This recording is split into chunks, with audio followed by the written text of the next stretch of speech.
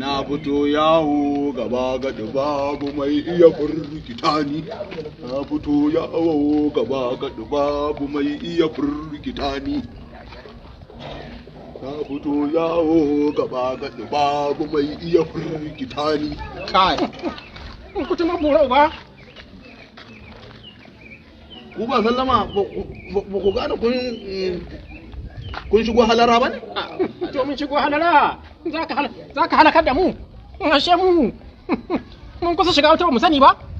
Malam. Wannan bata ce. Malam, na rantse da Allah mu yanzu da mu da kai duk ɗaya ne a shiyasa. Mun saurari muƙabalan nan da aka yi yau gaba ɗaya sai a hankali, na rantse da Allah ka yashe dirmiyar da mu kake ta yi. To she kama yake. Wai ajaib. Ya yi bole ta tafi kusan guda 7,000. Wai me za ku ce mu haka ne? Na ce muku awa uku ba, awa uku da ta zuba ni ba, awa uku da ta zuba ni, ta zuba minti 10, ta zuba minti 10. Minti 10 za ka iya komai tunda ka ce kai babban malami ne, kuma ka san komai.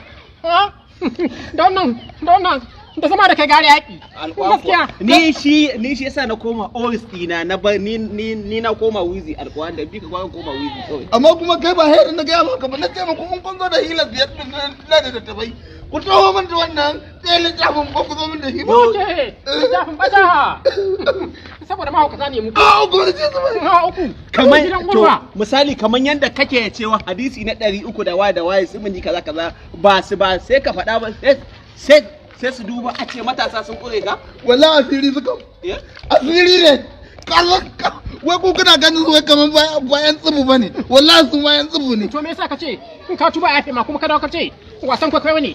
Kawai mamin na rantse da Allah. Ai ni na wani abu. Na ba. Ba ya zo kuwa. Hayya ala jihad. Ka tuba ko kuwa? Hayya. Ka tuba ko kuwa? Ku bari zai yi shawara. Ka tuba.